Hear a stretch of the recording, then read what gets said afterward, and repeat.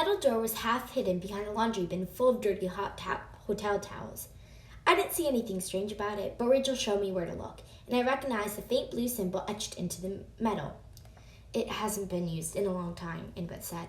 I tried to open it once, Rachel said, just out of curiosity. It's rusted shut. No, Annabeth stepped forward. It just needs the touch of a half-blood. Sure enough, as soon as Annabeth put her hand on the mark, it glowed blue. The metal door unsealed and creaked open, revealing a dark staircase leading down. Whoa.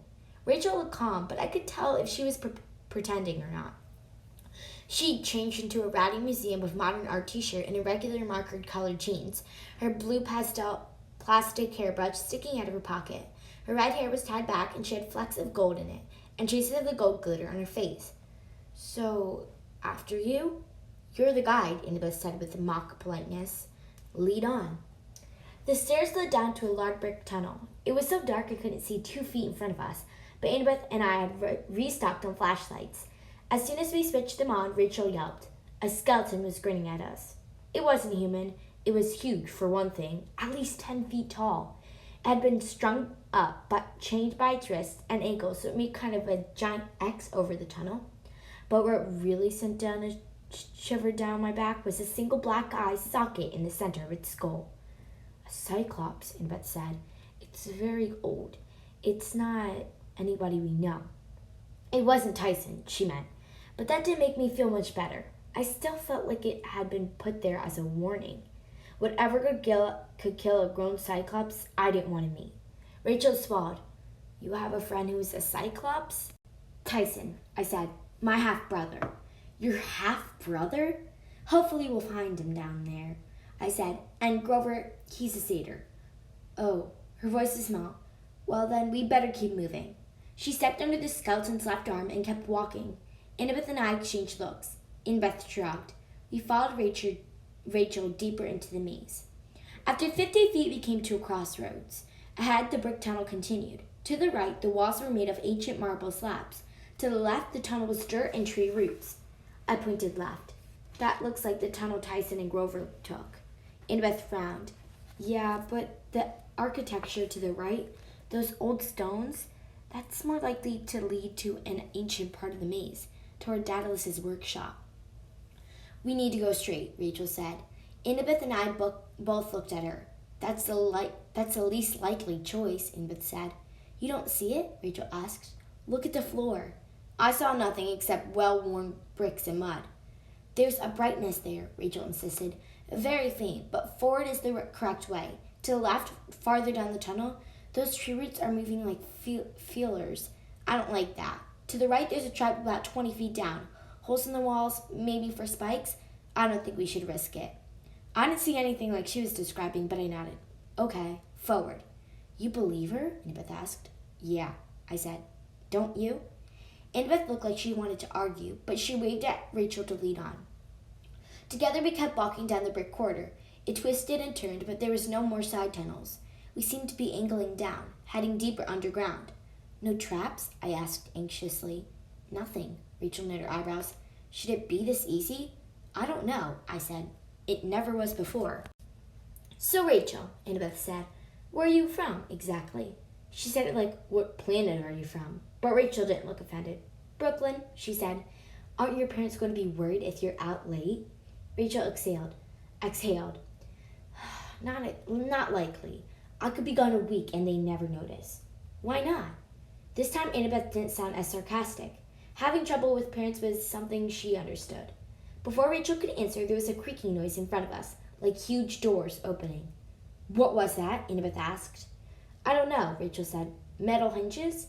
Oh, that's very helpful. I mean, what is it?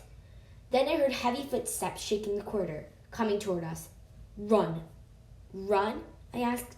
Run, Rachel agreed. We turned and fled the way we come, but we did make it 20 feet before we ran into some old friends. 2 drachani, straight snake women in Greek armor, leveled their javelins at our chests. Standing between them was Kaale, the impulsive cheerleader. Well, Kaale said. I uncapped Riptide and Annabeth pulled her knife, but before my sword was even out of pen form, Kaale pounced on Rachel, her hand turning into a claw, and she spun Rachel round, holding her tight with her talons at Rachel's neck. "Taking your little mortal pet for a walk?" Kaale asked me. "They're such fragile things, so easy to break." Behind us, the footsteps came closer. A huge form appeared out of the gloom. An 8-foot-tall Lastrygonian giant with red eyes and fangs. The giant licked his lips when he saw us. "Can I eat them?" "No," Kaale said. Your master will want these. They will provide a great deal of entertainment." She smiled at me. "Now march, half-bloods, or you all die here, starting with the mortal girl." It was pretty much my worst nightmare, and believe me, I'd had plenty of nightmares. We were marched down the tunnel, flanked by Drachne, with Kaale and the giant in the back, just in case we tried to run for it. Nobody seemed to worry about us running forward. That was the direction they wanted us to go. Up ahead, I could see bronze doors. They were about 10 feet tall, emblazoned with a pair of crossed swords. From behind them came a muffled roar, like from a crowd. "Oh yes," said the snake woman on my left. "You'll be very popular with our hosts." I never got to look up at a Drachne up close before, and I wasn't really thrilled to have the opportunity. She would have had a beautiful face, except her tongue was forked and her eyes were yellow with black slits for pupils. She wore bronze armor that stopped at her waist. Below that, where her legs should have been, were 2 massive snake trunks, mottled bronze and green. She moved by a combination of slithering and walking, as if she were on living skis. "Who's your host?" I asked. She hissed, which might have been a laugh. "Oh, you'll see. You get famously. He's your brother, after all." "My what?" Immediately I thought of Tyson, but that was impossible. What was she talking about? The giant pushed past us and opened the doors. He picked up Annabeth by her shirt and said, "You stay here." "Hey!" she protested, but the guy was twice her size and had already confiscated her knife and my sword. Kaale laughed. She still had her claws at Rachel's neck. "Come on, Percy, entertain us. We'll wait here for your friends to make sure you behave." I looked at Rachel. "I'm sorry. I'll get you out of this." She nodded as much as she could with the demon at her throat. "That would be nice." The Drachne prodded me down the hallway at javelin point, and I walked out onto the floor of an arena. I guess it wasn't the largest arena I've ever been in, but it seemed pretty spacious considering the whole place was underground.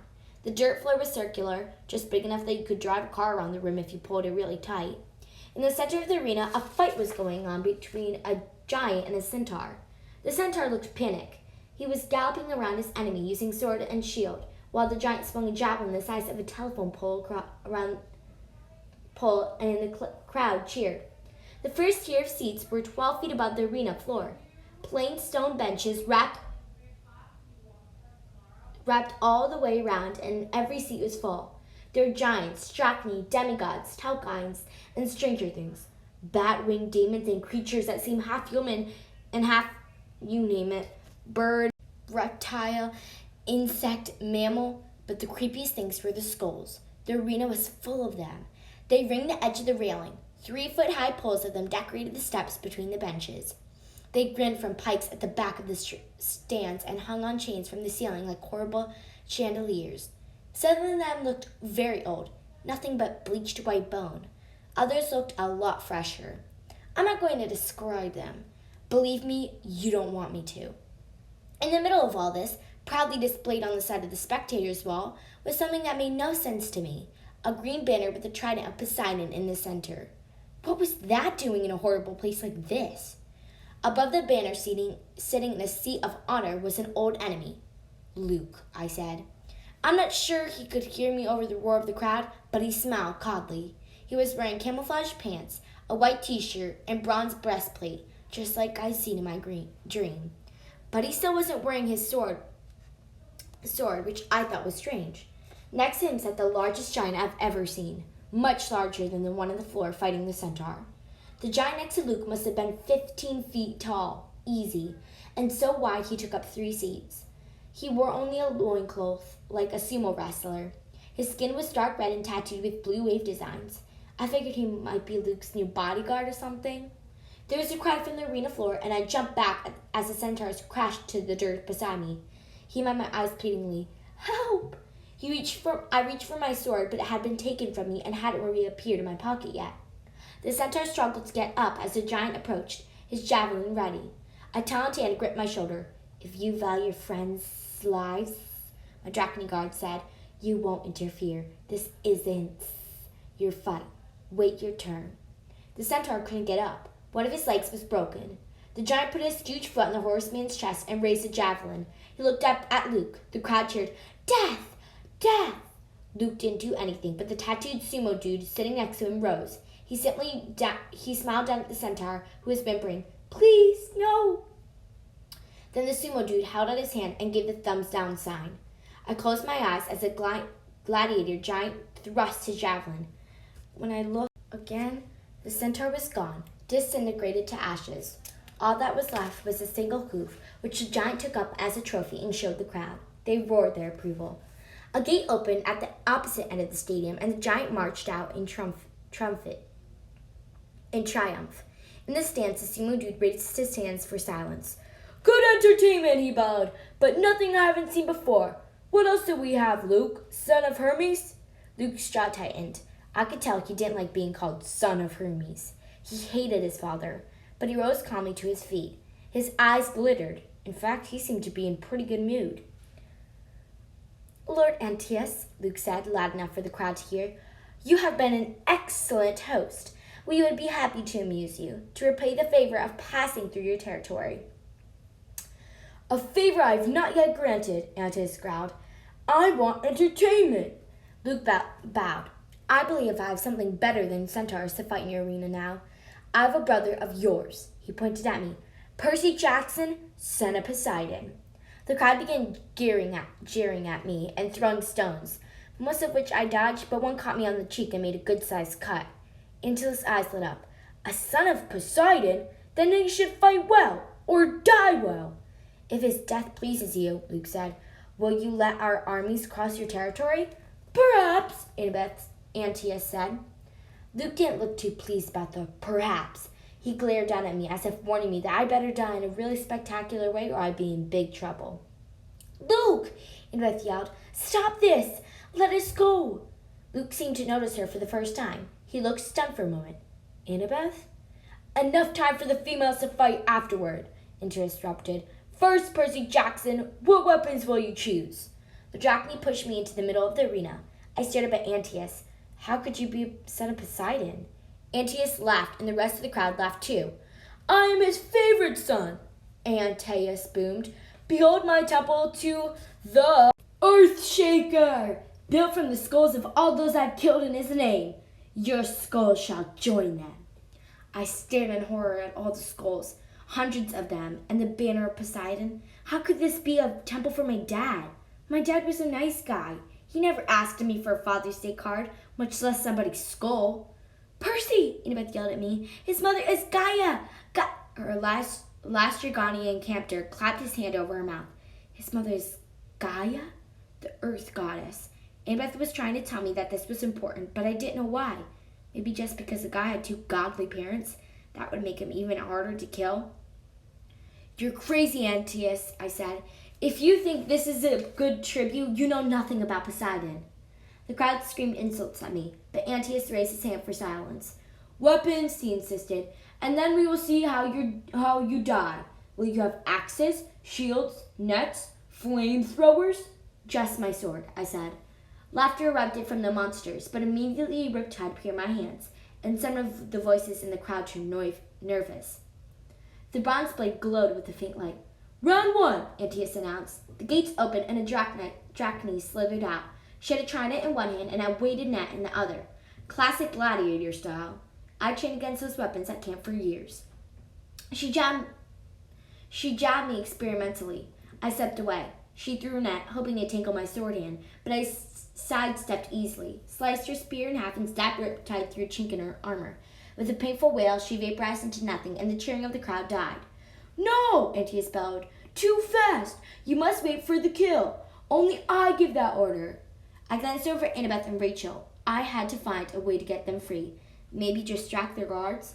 "Nice job, Percy," Luke smiled. "You've gotten better with the sword. I'll grant you that." "Round two," Antaeus yelled. "And slower this time. More entertainment. Wait for my call before killing anybody, or else." The gates opened again, and this time a young warrior came out. He was a little older than me, about 16. He had glossy black hair and his left eye was covered with an eye patch. He was thin and wiry, so his Greek arm hung on him loosely. He stabbed his sword into the dirt, adjusted his shield straps, and pulled on his horsehair helmet. "Who are you?" I asked. "Ethan Nakamura," he said. "I have to kill you." "Why are you doing this?" "Hey!" a monster jeered from the stands. "Stop talking and fight already!" The others took up the call. "I have to prove myself," Ethan told me. "Only way to join up." And with that, he charged. Our swords met in midair and the crowd roared. It didn't seem right. I didn't want to fight to entertain a bunch of monsters, but Ethan Nakamura wasn't giving me much choice. He pressed forward. He was good. He'd never been at Camp Half-Blood as far as I knew, but he'd been trained. He parried my strike and almost slammed me with his shield, but I jumped back. He slashed. I rolled to one side. We exchanged thrusts and parries, getting a feel for each other's fighting style. I tried to keep on Ethan's blind side, but it didn't help much. He apparently been fighting with only one eye for a long time because he was excellent at guarding his left. "Blood!" the monsters screamed. The monsters cried. My opponent glanced up at the stands. This was his weakness, I realized. He needed to impress them. I didn't. He yelled that angry battle cry and charged me, but I parried his blade and backed away, letting him come after me. "Boo!" Antiochus said. "Stand and fight!" Ethan pressed me, but I had no trouble defending, even without a shield. He was dressed for defense, heavy armor and shield, which made it very tiring to play offense. I was a softer target, but I also was lighter and faster. The crowd went nuts, yelling complaints and throwing rocks. We'd been fighting for almost 5 minutes, and there was no blood. Finally, Ethan made his mistake. He tried to jab at my stomach. I locked his sword hilt in mine and twisted.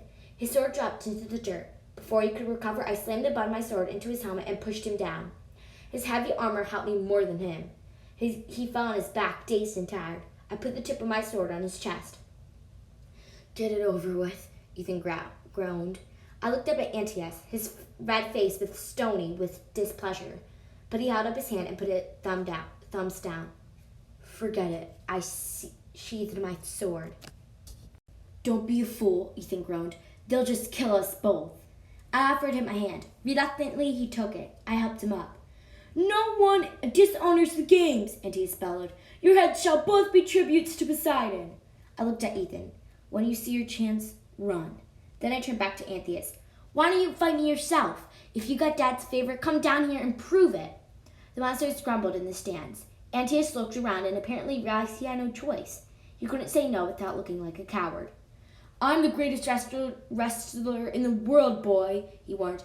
"I've been wrestling since the first Pancraton." "Pancraton?" I asked. "He means fighting to the death," Ethan said. "No rules, no holds barred. It used to be an Olympic sport." "Thanks for the tip," I said. "Don't mention it." Rachel was watching me with wide eyes. Annabeth shook her head empathetically. Lestranginian's hands still clamped over her mouth. I pointed my sword at Antiochus. "Winner takes all. I win, we all go free. You win, we die. Swear upon the river Styx." Antiochus laughed. "This shouldn't take long. I swear to your terms." He leaped off the railing into the arena. "Good luck," Ethan told me. "You'll need it." Then he backed up quickly. Antiochus cracked his knuckles. He grinned and I saw that even his teeth were etched in wave patterns, which must have made brushing after meals a real pain. "Weapons?" he asked. "I'll stick with my sword. You?" He held up his huge hands and wriggled his fingers. "I don't need anything else. Master Luke, you will referee this one." Luke smiled down at me. "With pleasure." Antiochus lunged. I rolled under his legs and stabbed him in the back of his thigh. "Argh!" he yelled, but where blood should have come out, there was a sprout of sand, like I busted the side of an hourglass. It spilled into the dirt floor, and the dirt collected around his legs, almost like a cast. When the dirt fell away, the wound was gone. He charged again. Fortunately, I'd had some experience fighting giants. I dodged sideways this time and stabbed him under the arm. Riptide's blade was buried to the hilt in his ribs. That was the good news. The bad news was that I wrenched out of my hand when the giant turned, and I was thrown across the arena, weaponless. Antiochus bellowed in pain. I waited for him to disintegrate. No monster had ever withstood a direct hit from my sword like that. The celestial bronze blade had to be destroying his essence, but Antiochus groped for the hilt, pulled out the sword, and tossed it behind him. More sand poured from the room, but again the earth rose up to cover him. Dirt coated his body all the way to his shoulders. As soon as the dirt spilled away, Antiochus was fine. "Now you see why I never lose, demigod," Antiochus gloated. "Come here and let me crush you. I'll make it quick." Antiochus stood between me and my sword. Desperately, I glanced to either side. I caught Annabeth's eye. The earth, I thought. What had Annabeth been trying to tell me? And Antiochus' mother was Gaia, the Earth Mother, the most ancient goddess of all. Antiochus' father might have been Poseidon, but Gaia was keeping him alive. I couldn't hurt him as long as he was touching the ground. I tried to skirt around him, but Antiochus anticipated my move. He blocked my path, chuckling. He was just toying with me now. He had me cornered. I looked up at the chains hanging from the ceiling, dangling the skulls of his enemies on hooks. Suddenly, I had an idea. I feinted to the other side. Antiochus blocked me. The crowd jeered and screamed at Antiochus to finish me off, but he was having too much fun. "Puny boy," he said, "not a worthy son of the sea god." I felt my pen return to my pocket, but Antiochus wouldn't know about that. He would think Riptide was still in the dirt behind him. He would think my goal was to get my sword. It wasn't much of an advantage, but it was all I had. He charged straight ahead, crouching low so he could think I was going to catch him. Sorry. While he think I was going to roll between his legs again.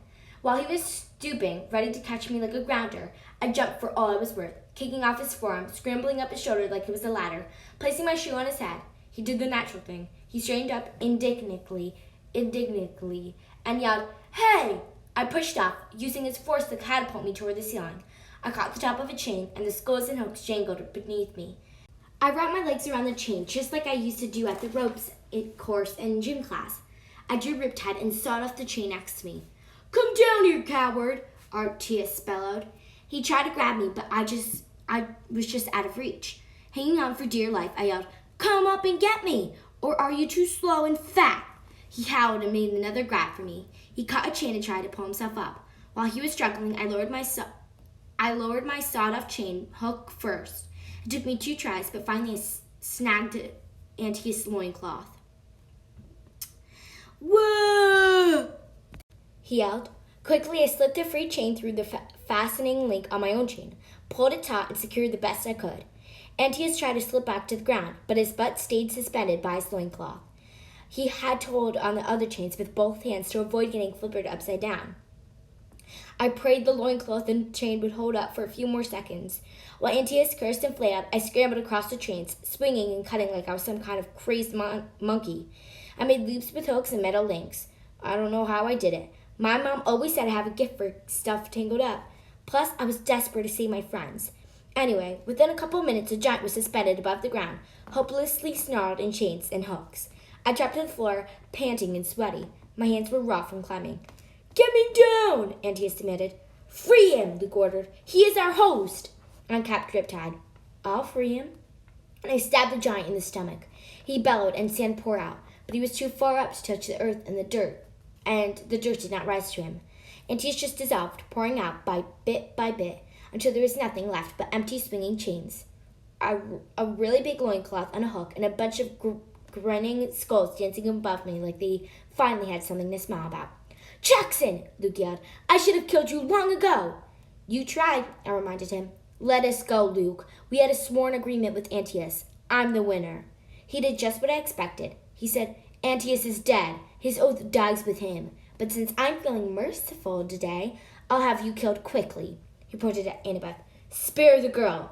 His voice quavered just a little. "I would speak to her before a great triumph." Every monster in the audience drew a weapon or extended its claws. We were trapped, hopelessly outnumbered. Then I felt something in my pocket, a freezing sensation growing colder and colder. The dog whistle.